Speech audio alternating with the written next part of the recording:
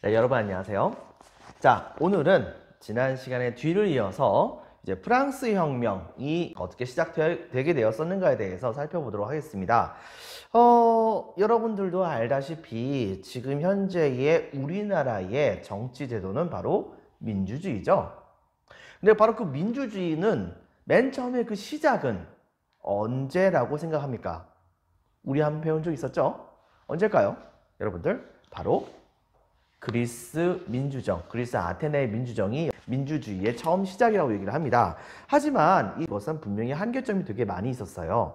바로 근데 그런 한계점을 뛰어넘어서 현대의 민주주의의 원형을 이루었었던 그 거대한 변화가 시작되었을 때가 바로 이 프랑스 혁명입니다. 때문에 여러분들은 우리나라의 정치 제도 그리고 전 세계의 민주주의 국가들의 정치 제도에 대해서 알려고 한다면 반드시 민주주의가 어떤 것인가, 그 다음에 공화주의라고 하는 것이 어떤 것인가를 좀 알고 있어야 되기 때문에 바로 이런 부분에서 바로 이 프랑스 혁명이 매우 중요하다고 생각이 되어집니다. 그러므로 그리고 역시 물론 지금 현재 우리가 이제 갖고 있는 그런 정치 제도 자체가 바로 이 프랑스 혁명에서부터 시작됐다고도 볼 수가 있기도 하고요.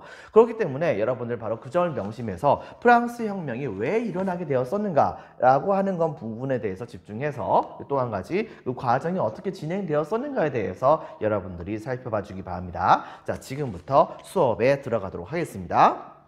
여러분들은 프린트 4페이지에 해당되는 부분이고 교과서는 112페이지에 해당되는 부분입니다. 5단원 산업사회와 국민국가의 형성, 그리고 2번 프랑스 혁명과 자유주의, 민족주의에 대해서, 자, 그리고 1번 구제도의 모순에 저항하여 프랑스 혁명이 전개되다 라고 되어 있습니다.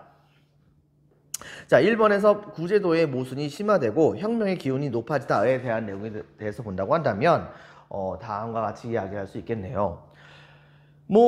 역사적으로 봤을 때 어떤 대형 사건이 벌어지려고 한다면은 그 사건이 벌어지기 전에 전조가 여러 가지 측면에서 작은 사건들이 여러 가지 많이 일어난다고 보통 얘기를 하죠.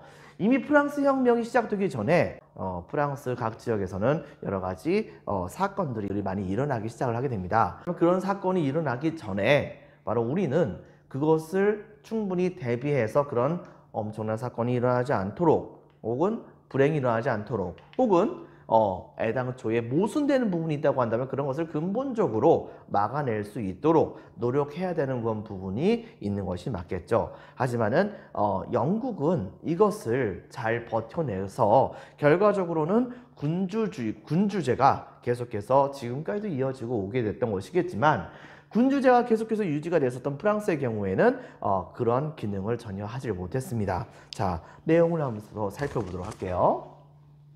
먼저 첫 번째는 제일 중요한 거죠. 구제도의 모순입니다. 프랑스 혁명의 배경, 구제도의 모순. 무슨 말이냐? 근데 프랑스의 신분제도를 다른 말로 이제 뭐라고도 부르냐면 앙시앙 레짐이라고도 얘기를 하거든요. 여러분들. 바로 이때 당시에 프랑스는 크게 보면 제 3개의 신분이 있어요. 제일 첫 번째는 국왕을 제외하고 나서 첫 번째와 그 다음에 두 번째 신분이 있죠. 제 1신분에 해당되는 사람들은 바로 성직자입니다. 성직자라고 하더라도 그냥 우리가 알고 있는 동네의 수도 승려라든가 이런 사람들이 아니라 바로 고위 성직자들을 보통 말하는 거겠죠. 그 다음에 제2신분에 해당되는 사람들이 바로 귀족입니다. 그 다음에 자, 프랑스는 그때 당시에 대체로는 카톨릭을 믿는 사람들, 천주교를 믿는 사람들이 되게 많았기 때문에 천주교 쪽에서의 고위 사제들 같은 경우에는 굉장히 커다란 이제 부를 가질 수가 있었었고 중세 봉건제 시대 때의 봉건적인 그런 관계로 인해 가지고서 많은 그런 토지들이 교회로 전달되는 경우가 정말 많이 있었어요. 때문에 고위 성직자의 경우에는 엄청나게 부자이기도 하고 국가를 이끌어 나가는 모습을 보여주기도 했었죠. 자, 근데 귀족 같은 경우에는 사실상 이 둘은 나눠졌지만은 실제적으로는 같은 사람들이라고 보면 됩니다. 귀족들 중에 일부는 자신들의 자식들이 귀족의 지위를 계속해서 유지 못하게 된다고 한다면 성직으로 갈 수 있도록 조치를 취해가지고서 바로 교회에다가 성당에다가 기부했었던 자신들의 재산들을 자기의 자식이 바로 성직을 갖게 해가지고서 그 재산을 계속해서 관리할 수 있도록 하는 그런 형태로 자기들의 재산을 계속해서 후대까지 유지해 나가는 모습을 보여주기도 했었어요. 결과적으로는 전 국민의 2%에 해당되는 사람들은 엄청나게 거대한 부를, 프랑스의 거의 대부분의 그런 부를 독점하는 그런 사태는 마찬가지였었습니다. 하지만은 나머지 전체 국민의 98%에 해당되는 사람들은 숫자상 계층이 나눠진다고 얘기하기도 좀 어려운 그런 상황이었음에도 불구하고 바로 이 30분에 해당되는 사람들은 바로 성직자와 그 다음에 귀족을 제외한 나머지 모두 다가 여기에 포함됩니다. 물론 이 안에는 당연히 농민도 있고, 도시가 발달하게 됐었으니까 뭐 상공업자,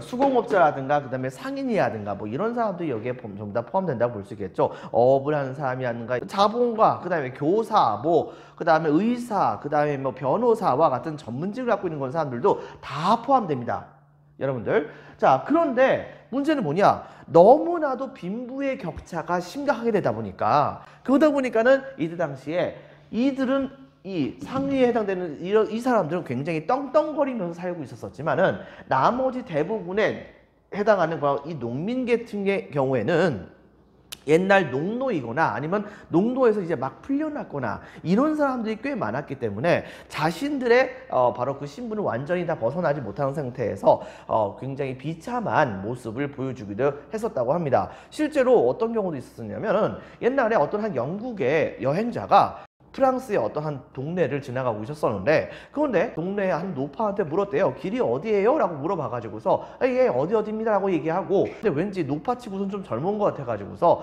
당신 몇 살 정도 됩니까? 라고 딱 물어봤대요. 그랬더니 자기는 꽃다운 20대랍니다. 여러분들, 그것은 뭘 말하는 거냐? 그때 당시에 이 프랑스의 농민들의 영양 상태가 굉장히 안 좋았기 때문에 바로 그렇게 젊은 나이에 있었던 사람임에도 불구하고 바로 늙은 모습을 갖추게 되는 것을 영국 사람들이 보게 됐던 것이죠. 영국보다 프랑스 농민들이 굉장히 못 사는 모습을 보여줬던 것입니다. 뒤집어 얘기하면 무엇이냐? 그 시대 때의 국민들의 대부분의 그런 부들을 바로 여기 있는 이 사람들이 전부 다 빨아들여 가지고서 자기네들이 거기 독점하고 있는 상태였기 때문에, 그렇기 때문에 국가가 제대로 이제 국민들을 위해서 돌아가는 것이 아니라 여기에 해당하는 사람들만을 위해서 돌아가는 모습이 보여주게 됐던 것입니다. 근데 여기에서 이제 갑자기 툭 튀어나온 여기에서 갑자기 또 다른 세력이 하나 등장하게 되죠. 이른바 시민계층이 성장을 하게 되는 것입니다.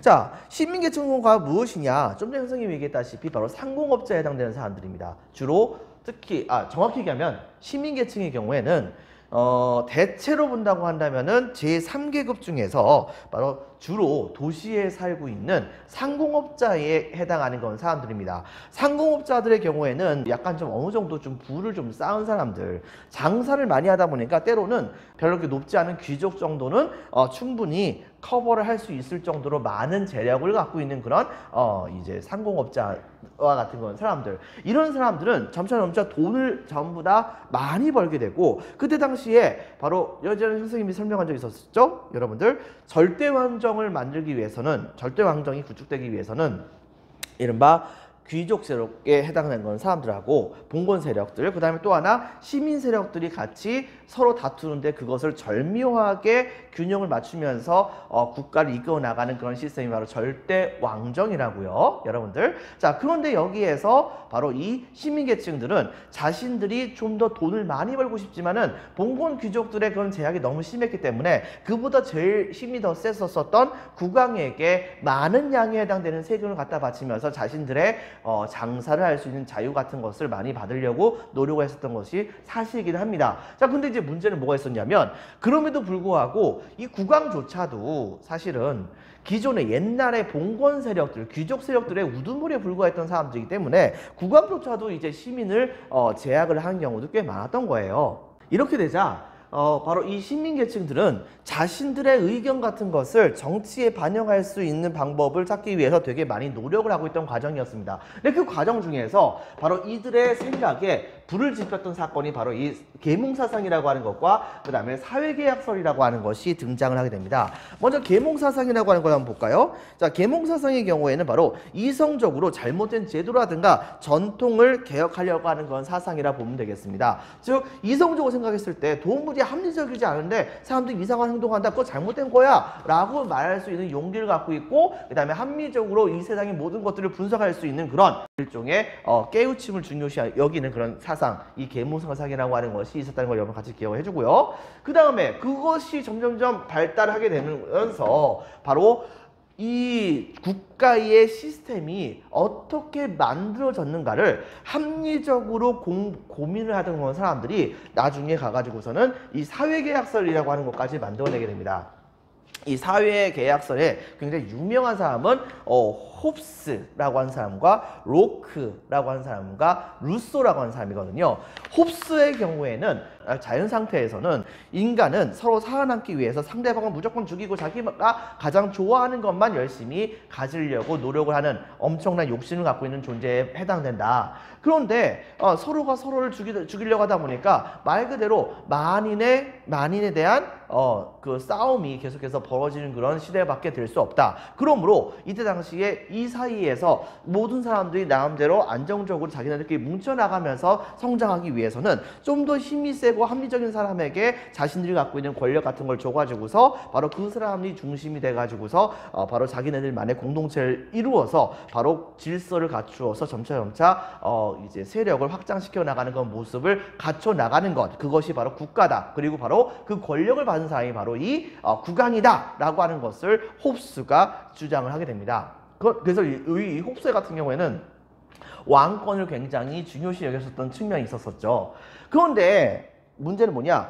로크의 단계로 넘어가게 된다고 한다면 국왕이라고 하더라도 만약에 자신들을 믿어줬었던 일반 백성들의 그런 의지를 어겨가지고서 그래서 그들에게 손해를 끼친다고 한다면 국왕도 자를 수 있다라고 하는 논리를 개발하게 됩니다. 왜? 바로 국왕의 존재는 나라를 위한 거지 바로 국왕을 위한 것이 아니기 때문이죠. 여러분들. 자, 그렇기 때문에 이런 사회계약설이라고 하는 것을 주장했었고, 루소의 경우에는 아예 국왕 자체를 인정하지 않습니다.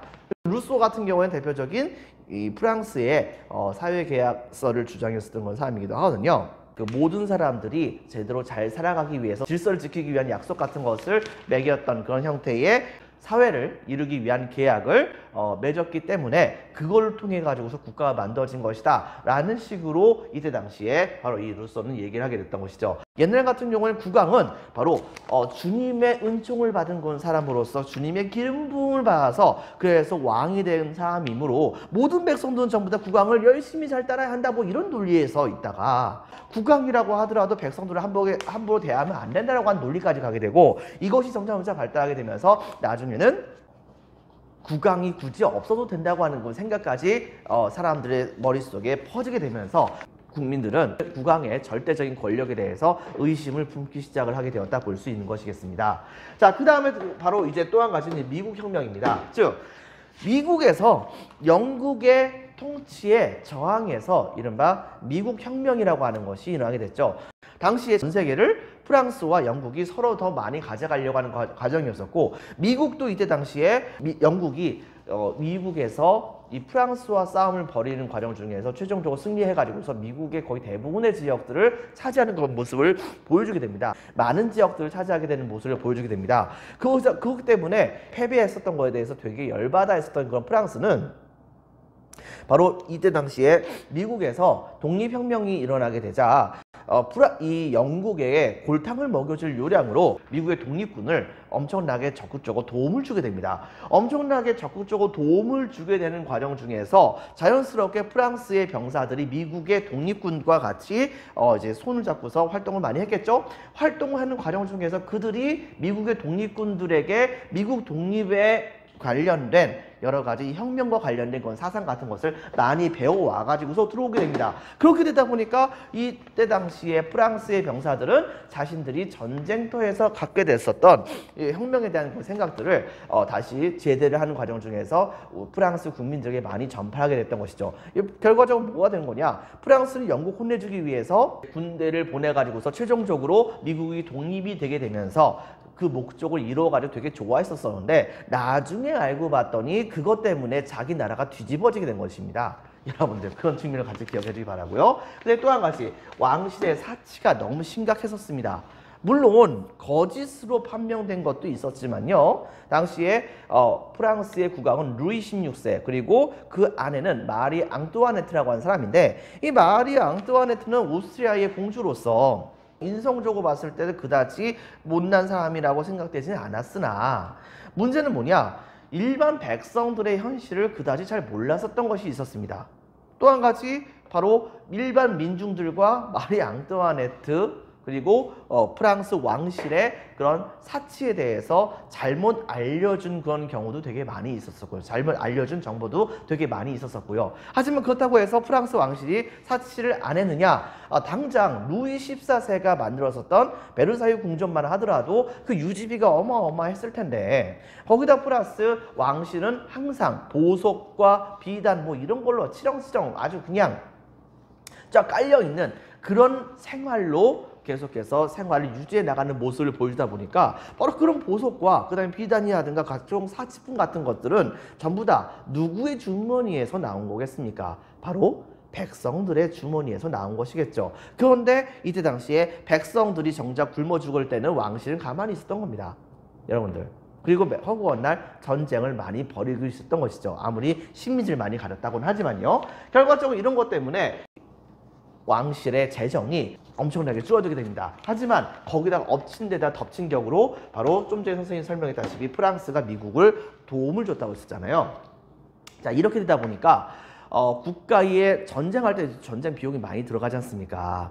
이렇게 하다 보니까 이때 당시에 굉장히 많은 사람들이 바로 전쟁에 참여를 하게 되면서 거기에서 들어가는 전쟁 비용들이 엄청나게 많았는데 그런데 그 전쟁 비용을 왕실 재정 가지고서는 완전히 감당하는 것이 거의 불가능했던 겁니다. 그런데 거기다 플러스 바로 흉작이, 대대적인 흉작이 벌어집니다. 아직까지 농업국가인 프랑스에서 흉작이 벌어졌다? 그것은 백성들이 정작 굶어 죽어가고 있던 그런 상황이었었고 백성들의 원성이 하늘을 찌르고 있었던 것을 이때 당시에 루이 16세가 몰랐었던 건 아니죠. 근데 국가 재정도 완전히 파탄지형에 빠졌었고 이렇게 하다 보니까 당시에 루이 16세는 정말 어떻게 할까 고민하다가 프랑스에서도 의회가 있습니다. 이른바 삼부회라고 하는 의회가 있었었죠. 이 삼부회는 바로 신분별로 이제 의원을 뽑아 가지고서 그곳에서 바로 회의를 하게 만드는 그런 형태의 그 의회라고 생각을 하면 됩니다. 1신분과 2신분과 3신분을 대표하는 그런 사람들이 각자 가가지고서 자신들의 의견을 얘기했다 볼 수 있겠죠. 바로 이 삼부회를 다시 한번 소집해서 일반 백성들에게서부터 그 다음에 뭐 귀족 일부에게서도 세금을 더 거둘 수 있도록 하자라고 하는 이야기를 하게 되면서 엄청나게 오랫동안 개최가 되지 않았었던 삼부회가 드디어 열리게 됩니다. 그러면서 프랑스의 백성들은 엄청나게 희망에 부풀어 있었었죠. 왜냐? 자신들의 원하는 그런 점들을 의회에 가서 이야기를 해서 이것이 국왕이 받아들여지게 된다고 한다면은 자신들의 처지가 좀 더 나아질 거 생각을 했기 때문입니다. 물론 1신분과 2신분 쪽에서도 대표자가 나왔었지만 바로 제3신분 쪽에서는 바로 각 지역의 뭐 농민 출신에 해당되는 그런 사람들도 있었으나 보통 이제 말 잘하는 사람들, 변호사라든가 뭐 교사라든가 뭐 의사라든가 뭐 이런 전문 직종에 해당되는 사람들과 각종 상공업자에 해당하는 그런 사람들이 대표적으로 뽑혀가지고서 이 삼부회라고 하는 프랑스의 신분제 의회에 참여를 하게 됩니다. 자, 먼저 이 내용을 보고서 그 다음에 다음으로 넘어가겠습니다. 자, 4페이지 별표 2개 프랑스 혁명의 배경. 자, 구제도의 모순. 첫 번째는 제1신분 성직자 빈칸에 적어주겠습니다. 자, 그 다음 2신분은 귀족입니다. 이들은 모든 프랑스의 관직과 그 다음에 토지를 다 독점하고 그리고 그 토지에 대해서는 아예 세금을 내지 않는 빈칸에 적겠습니다. 면세 특권. 면세 특권이 있었습니다. 그 다음에 2번, 자, 제3신분에 해당됐었던 평민이 있습니다. 평민은 전체 인구의 98% 있고, 그 다음에 가로 안에 들어갈 것은 바로 뭐냐? 98%인데 이들은 가진 것이 없음에도 불구하고 바로 자기가 가진 것에 대해서 빈칸에 적겠습니다. 세금 납부. 세금 납부.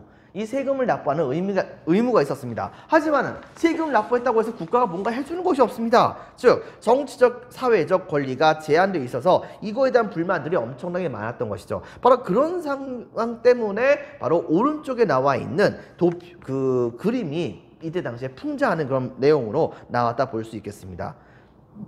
자, 그 다음에 또 한 가지 보면 다음과 같습니다.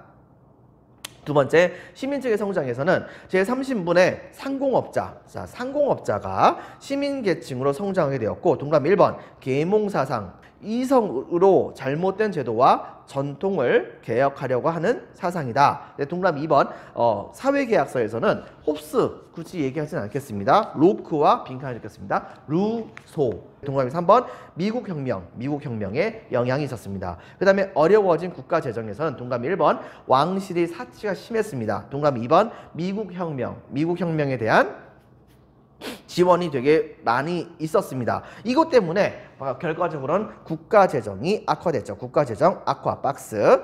자, 동그라미 3번, 흉작.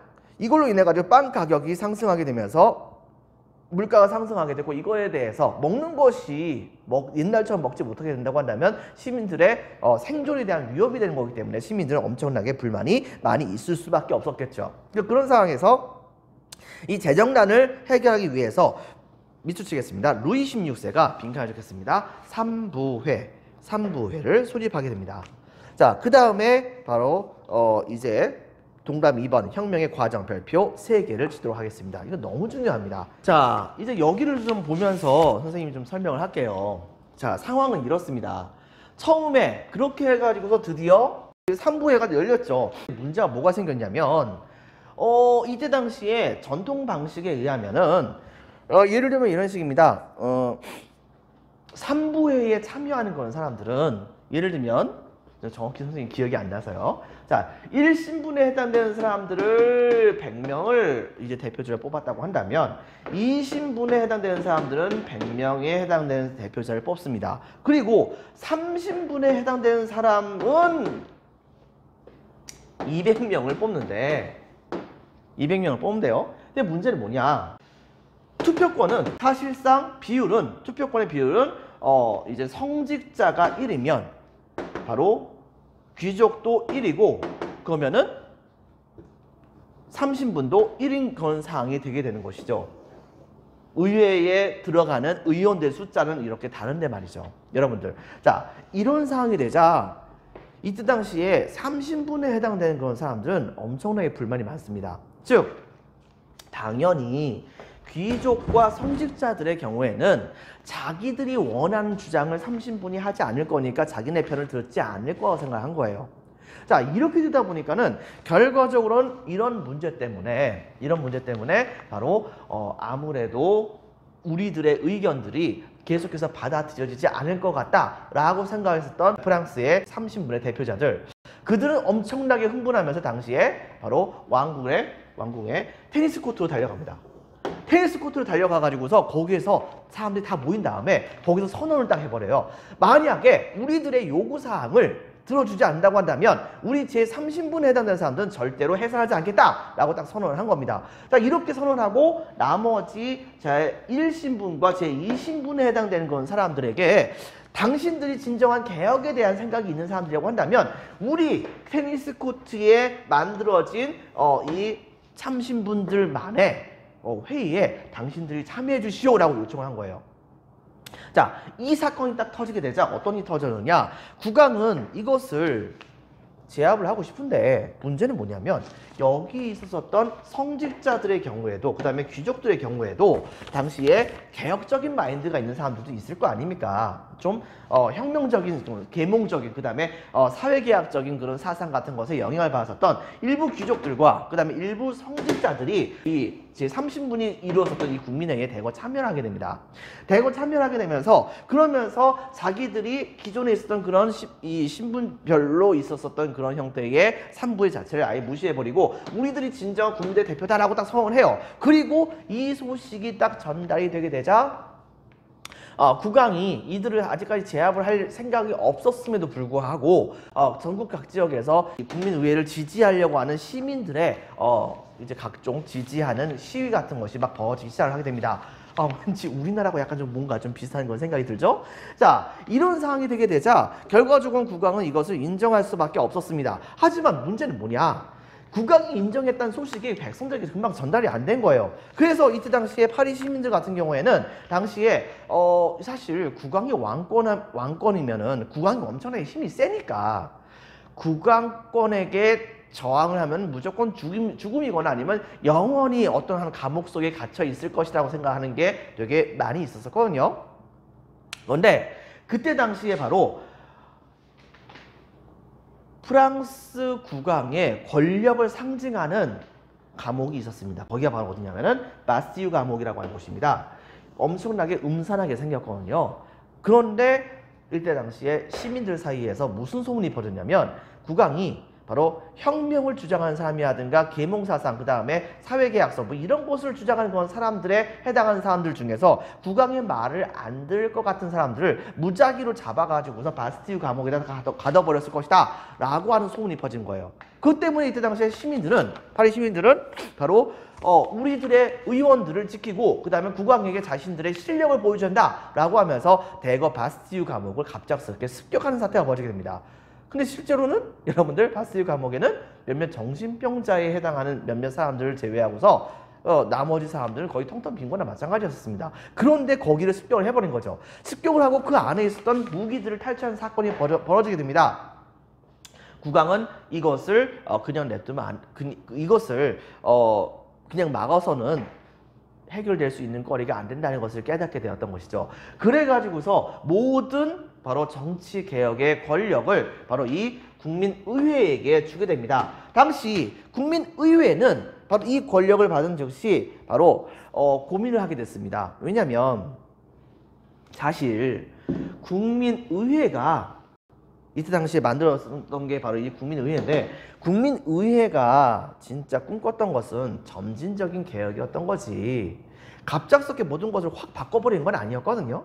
그런데 갑자기 자기네들을 보호하겠다고 전국에 있는 모든 시민들과 그 다음에 파리 지역에 있는 시민들이 대거 들고 일어나가지고서 그래가지고서 기존에 있었던 봉건시대 때에 바로 타겟이라 볼 수 있었던 귀족이라든가 성직자 뭐 이런 것을 막 습격하고 하는 그 사태가 계속해서 벌어지게 되는 거예요. 그리고 기존에 있었던 그런 신분제도 자체가 아예 흔들리는 거나 마찬가지가 됐던 것입니다. 이렇게 되자 국민의회의 의원들은 여기서 고민합니다. 왜냐하면 사실 제30분에 해당되는 사람들의 경우에도 자기 땅을 갖고 있는 사람들이 있었고 자기 땅을 일궈주는 농노를 데리고 있던 사람들도 있었거든요. 근데 그럼에도 불구하고 이때 당시에 이제 모든 시민들이 전부 다 전국적으로 다 들고 일어나서 그러한 시스템을 구축할 수 없게 될 것이다 라고 하는 것을 예상하게 되자 여기에서 국민회의는 아예 한 단계를 더 나가버립니다. 즉 어떻게 됐냐면 지금부터 기존에 있었던 모든 신분제도를 완전히 폐지를 해버리겠다라고 딱 선언하게 돼요. 그리고 농노들은 여러분들 알다시피 일주일에 3일이나 4일 정도를 영주의 집에 가가지고서 일을 해주거나 아니면 그에 상응하는 대가를 영주에게 갖다 바쳐야 되는 것이 원칙이잖아요. 여러분들. 그런데 이때 당시에 그것을 하지 않도록 하겠다라고 딱 선언을 해버립니다. 단 조건이 있어요. 그것은 바로 뭐냐? 바로 농노는 권리를 계속해서 영주에게 돈 주고 사야 되는 겁니다. 돈을 주고 사고 그리고 거기에 따라서 자신의 자유를 사는 그런 형태의 모습이라 볼 수 있겠죠. 말 그대로 돈이 기준이에요. 여러분들 좀 뭔가 좀 살짝 좀 이상하죠. 근데 어쨌든 간에 그리고 또 한 가지 인간과 시민들의 권리를 선언하게 됩니다. 그리고 이들이 뭐라고 얘기했냐면 다음과 같은 얘기를 하게 돼요. 즉 동그라미 1번 첫 번째 봉건적 특권을 폐지하겠다라고 선언하고 귀족들은 전부 다 달려가가지고서 조국의 재단에 자신들이 갖고 있었던 모든 권력과 모든 권위, 뭐 특권 이런 것들을 재단에다 갖다 바치겠습니다 라고 딱 선언을 합니다. 단 돈 받으면서. 두 번째, 성직자들의 재산들을 몰수합니다. 즉 원래 성직자, 교회에다가는 세금을 매기지 않았었는데 그런데 그렇게 하면서 그때 당시에 굉장히 많은 그런 귀족들이 교회에다가 자신들의 토지를 갖다 바침으로써 자신들의 바로 이제 그 토지에 대한 세금 자체를 면세를 받는 그런 수단으로 사용하는 경우가 되게 많았거든요. 그렇게 됐기 때문에 명목상은 교회의 재산이지만 실제로는 귀족의 재산인 경우가 되게 많았었습니다. 그런데 바로 그러한 형태의 모든 교회의 재산들을 다 몰수해가지고서 국가 재산으로 전부 다 가져버리게 되는 모습을 보여줬다고 볼 수 있겠죠. 동감이 세 번째는 바로 또 한 가지 뭐가 있었었냐면 인간과 시민의 권리 선언에서는 바로 자유와 평등과 그다음에 국민 주권 그리고 재산권 등을 이때 당시에 인정을 하게 합니다. 즉 자유롭게 모든 사람들은 누구에게 핍박을 받지 않고 자유롭게 세상을 살 수 있고 누구나 전부 다 평등하게, 여기서 결과의 평등이 아니고 기회의 평등이라고 생각하면 됩니다. 그리고 국민 주권, 모든 국가의 주권은 국왕이 아니라 국민들에게 있다라고 하는 선언을 딱 해버리고 그 다음에 신성 불가침한 권위로서 재산권이라고 하는 것을 역시 내세우게 됩니다. 그러면서 결과적으로 1791년에 이것에 입각한 그런 헌법을 아예 만들어버려요. 그렇게 하고 당시에 입헌군주정을 선언합니다. 그래서 이 국민회의가 계속해서 해산되지 않습니다. 그리고 현재 우리가 알고 있는 의회의 역할을 하게 되죠. 국왕은 계속해서 있긴 있었지만은 이 국민의회가 주도하는 그러한 개혁 정치를 어떤 식으로든 간에 터치할 수 있는 그런 사항이 못 됩니다. 그리고 또 한 가지 권력 분립의 원칙을 당시에 얘기하게 됩니다. 즉 몽테스키웨라고 하는 그 사회계약서 개통에 해당하는 그런 사상가가 주장했었던 입법부와 사법부와 행정부가 갈라진 그런 형태로 해서 서로가 서로를 견제하는 그런 시스템의 그 시작이 여기서부터 시작했다고, 실질적인 그런 시작이 여기서부터 시작했다고도 볼 수가 있겠죠. 하지만은 이 국민의회의 가장 큰 한계점이 하나 있어요. 그것은 바로 무엇이냐? 바로 모든 사람들이 제대로 된 정치적인 선택을 하려고 한다면 좀 배워야 하는데 배우지 못한 사람들이 아무한테나 막 인기 투표를 할 수 있잖아요. 그러니까 이들은 뭐라고 얘기했냐면 적어도 좀 돈이 많은 사람이라고 한다면 기본적으로 교육을 받은 사람인 경우가 많다. 그러므로 그리고 제일 중요한 것 중에 하나, 국가에게 세금을 많이 냈다고 한다면 세금을 많이 낸 것만큼 바로 정치에 참여할 수 있는 권한이 주어져야 한다고 생각했던 것입니다. 지금하고 조금 다르죠, 여러분들? 바로 그렇기 때문에 이들은 이때 당시에 돈에 의해서 국가에 세금 얼마 이상 갖다 바치느냐 이걸 기준으로 해가지고서 바로 선거에 참여할 수 있는 권한이 이때 당시에 갈리게 됩니다. 좀 상황이 과격했긴 했었지만 만약에 이것이 계속해서 유지됐다고 한다면 지금쯤 어쩌면 프랑스는 입헌군주제를 계속해서 유지했을지도 몰라요. 그런데 여기서 정말 바보는 바로 누구였냐면 국왕이었습니다. 바로 이 국왕이 자기 아내가 오스트리아 공주였거든요. 그러다 보니까는 바로 몰래 옆에 있었던 오스트리아 쪽으로 도망가려고 하다가 프랑스의 바렌느라고 하는 국경선 근처에 있었던 바로 마을에서 걸린 겁니다. 걸려가지고서 어쩔 수 없이 이때 당시에 궁궐로 다시 압송을 당하게 됩니다. 자, 이렇게 되게 되자 국민회의가 더 이상 국왕을 보호해 주려고 했었던 그런 측면도 있었는데 이것을 제대로 하지 못하게 되면 이 국왕이 아예 그냥 도망을 가려고 하는 모습을 보여주게 되면서 그러면서 이 국왕에 대한 믿음이 되게 많이 사라졌죠. 그리고 그 이후에 또 선거를 통해서 입법의회가 다시 한번 만들어지게 됩니다. 이 입법의회가 딱 벌어졌을 때는 당시에 주변에 있었던 프랑스 근처에 있었던 국가들은 이 프랑스를 되게 좀 견제하기 시작을 하게 돼요. 특히 프랑스 바로 옆에 있었던 나라 중에 하나가 바로 이 프로이센하고 마리 앙뚜아네트의 그 친정집이죠. 오스트리아, 옛날에 합스부르크 왕가가 있었던 신성 로마 제국을 이끌어 나가고 있었던 그 오스트리아가 바로 여기에 포함되는데, 원래 오스트리아하고 프로이센이 서로 앙숙이거든요. 근데 이 둘이 손을 잡아요. 손을 잡아가지고서 이때 당시에 프랑스에게 바로 니네들 빨리 제대로 이제 국왕을 이제 다시 한번 세우고 그 다음에 의회 빨리 해상하지 않으면 우리 오스트리아와 프로이센이 같이 힘을 합쳐서 프랑스로 쳐들어갈 거야, 막 이렇게 협박을 하는 겁니다. 자, 이렇게 됐는데 이 소식을 딱 듣게 되는 순간 프랑스 국민들은 뭐라고 생각하겠습니까? 아니, 지네들이 뭔데? 우리들한테 내정 간섭을 해. 거기다 플러스 바로 뭐냐? 이때 당시에 국민들이 이 나름대로 열심히 노력을 해가지고서 이른바 이제 국민의회가 만들어지면서 대대적인 국민들을 위한 개혁 정책을 펼쳤는데, 프로이센과 오스트리아가 참여하게 된다고 한다면 이 개혁의 모든 성과가 다 없어지게 되는 것이 아니겠는가라고 생각하게 됐던 것이죠. 근데 오스트리아와 프로이센은 왜 프랑스에게 옛날로 돌아가라고 협박을 했을까요? 그것은 바로 뭐냐면은 이들의 경우에는 프랑스의 혁명이 군주제를 계속해서 유지하고 있었던 오스트리아와 그 다음에 프로이센에게 전파될까 두려워했기 때문입니다. 결과적으로 이들은 바로 프랑스에게 협박을 했고, 아예 여기에 안 되겠다 싶었었던 이때 당시에 이 프랑스는 애당초 저들이 먼저 프랑스에게 선전포고를 하기 전에 자기네들이 먼저 선전포고를 해버립니다. 자, 이렇게 해가지고 선전포고를 했는데 문제는 뭐냐? 당시에 고급 장교들은 전부 다가 귀족이었는데 귀족들이 계속해서 공격을 받는 그런 상황이 된 거예요. 대다수의 그런 귀족들의 경우에는 결과적으로 국민들에게 자기들의 모든 권한과 재산들을 다 뺏긴 거나 마찬가지잖아요. 그러다 보니까 군대에서 열심히 사는 것이 중요한 것이 아니고 일단 내 목숨부터 살고 내 가족부터 살아야겠다는 생각에 군대를 버리고 다 도망가 버립니다. 해외로 막 그냥 망명을 떠나고 막 그래요. 그러다 보니까 지휘관이 없는 상태에서 병사들만 나와가지고서 적들과 싸움을 벌여야 되니까 전쟁이 뭐가 되겠습니까? 거기서 어떻게 벌어졌냐? 전쟁을 할 때마다 계속 패하는 거예요. 계속 패하게 되자 결과적으로는 프랑스가 대대적인 위기에 빠지게 되었을 때, 그때 이때 당시에 바로 프랑스 전역에서 위기에 빠진 조국을 구하자라고 하면서 국민들이 아직까지 징병제가 아님에도 불구하고 이른바 국민의용군을 구성을 해가지고서 그래서 프랑스 파리로 진군을 합니다. 진군을 하고 그 군대가 대거 이제 프로이센, 오스트리아와의 그런 전투에 참여하게 되는데 이 군대 숫자가 엄청나게 많았던 거예요. 그리고 바로 그때 당시에 불렀던 그 행진곡이 라 마르세일즈라고 얘기를 하는데, 바로 그것이 지금 현재의 프랑스의 국가가 아니겠습니까? 여러분들.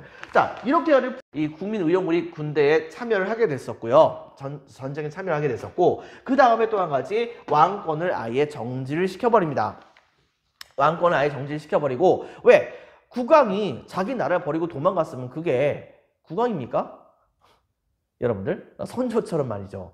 약간 선조가 좀 아쉬운 면이 있었긴 했었지만 어쨌든 간에 그렇기 때문에 국왕권을 아예 정지를 시켜버린다고 딱 선언을 하고, 그리고 자기네들은 금방 이때 당시에 입법의회를 중단합니다. 중단하고 새롭게 의회를 뽑아서 국민공회라고 하는 그런 회의를 소집하게 돼요. 국민공회입니다. 프랑스 혁명 제3단계라고 볼 수 있겠죠. 2단계 가서는 아예 국민공회가 공화정을 선포를 해버려요. 근데 상황이 뭐였냐면은 프랑스에서는 약간 좀 온건파에 해당되는 그런 당파가 이제 지롱드당이라고 하는 당이 있었고, 그 다음에 과격파가 자코뱅 파가 있었거든요. 근데 이때 당시에 자코뱅파가 좀 더 우위를 점하게 되면서 이 자코뱅파는 아예 이 프랑스라고 한 나라에서 국왕이라고 한 존재를 없애버리자고 주장을 하게 됐던 것입니다. 치열한 논쟁 끝에 결과적으로는 국왕을 자르고 그 다음에 국왕을 바로 아주 근소한 차이로 해가지고서 목자르자라고 하는 그런 의견까지 나오게 됩니다. 그 결과 어떤 일이 벌어졌느냐? 공화정이 딱 선포가 되고, 왕이 없으면 그게 공화정 아닙니까? 여러분들. 그리고 루이 16세를 그때 당시에 죽여버려요. 단두대에서 목을 잘라버리죠. 그렇게 한 다음에 93년 헌법이라고 하는 헌법을 새롭게 만듭니다. 그리고 이 헌법에서는 기존에 바로 91년 헌법에 약간 좀 퇴행적인, 조금 좀 개혁에 약간 좀 미진한 부분에 볼 수 있었던 제한선거와 같은 그런 부분들, 이런 부분들을 완전히 전부 다 이제 다 바꿔서 아예 보통 선거를 이때 하자고 주장을 하게 됩니다. 보통 선거를 하자고 주장했었고, 두 번째는 바로 봉건적 공납을 무상으로 폐지하게 됩니다. 즉, 농노들은 자기들이 갖고 있었던 이제 매년마다 영주에게 자기들의 노동력이라든가 그에 상응하는 대가를 갖다 바쳐야 했었었는데 그것을 안 해도 되는 대신에 바로 자신들이 바로 자기들의 자유를 되찾기 위해서는 일정 정도 이상에 해당되는 그런 돈을 바로 귀족에게 갖다 줘야 한다고 했었던 헌법이 바로 이 91년 헌법이었거든요. 근데 이것을 아예 그냥 무상으로 폐지를 시켜버립니다. 귀족들은 이제 더 이상 받는 거 아무것도 없는 거예요. 한순간에 그지가 된 거죠. 그리고서는 토지를 싸게 재분배를 하고 성직자입니다. 바로 교회에 토지를 되게 많이 이제 몰수를 한 다음에 그 다음에 또 한 가지 모든 국민들에게 의무 교육을 시키겠다라고 딱 선언을 하게 됩니다. 그래가지고서 초등학교 때부터 이제 본격적인 의무 교육을 시작을 하게 하려고 생각을 하게 되었다 볼 수 있겠죠. 그렇게 한 다음에 그 다음에 전쟁을 계속해서 벌이려고 했는데 문제는 뭐냐? 이 국민의원군이 생각보다 효과가 좋은 거예요. 하지만은 전쟁을 완벽하게 적들에게 이길 수 있는 상황이 못 됐던 것입니다. 자, 이렇게 되게 되자 당시에 안 되겠다 싶었었던 이 국민공회의 지도부들은 아예 이렇게 할 바에는 차라리 그냥 전 국민들에게 일정 정도 이상에 해당되는 나이를 갖고 있는 모든 사람들은 전부 다 전쟁터에 나가라 라고 하는 명령에 해당하는 징병제라고 하는 걸 딱 선언을 하게 됩니다. 그래서 병사들을 이때 당시에 징병하기 시작을 하게 됐다 볼 수 있겠죠. 현재 우리가 알고 있는 그 징병제의 시작은 사실상 여기서부터 시작했다고 해도 과언이 아닐 겁니다. 거기다 플러스 바로 최고가격제라고 하는 제도를 시행하게 됩니다. 즉 국민들이 정치가 불안하고 하다 보니까 거래를 별로 하지 못하게 되고 거래를 별로 하지 못하게 되다 보니까 자연스럽게 특정 물건들을 거래할 수 있는 그런 기회가 줄어들게 되면서 거래할 수 있는 물건들의 경우에는 가격들이 되게 많이 올라가게 되거든요. 근데 특히 사람들이 없으면은 못 사는 그런 물품들이 바로 생필품들인데 생필품들의 가격이 너무 많이 올라간 겁니다. 그렇게 되자 바로 이런 문제, 이것 때문에 이제 국민들이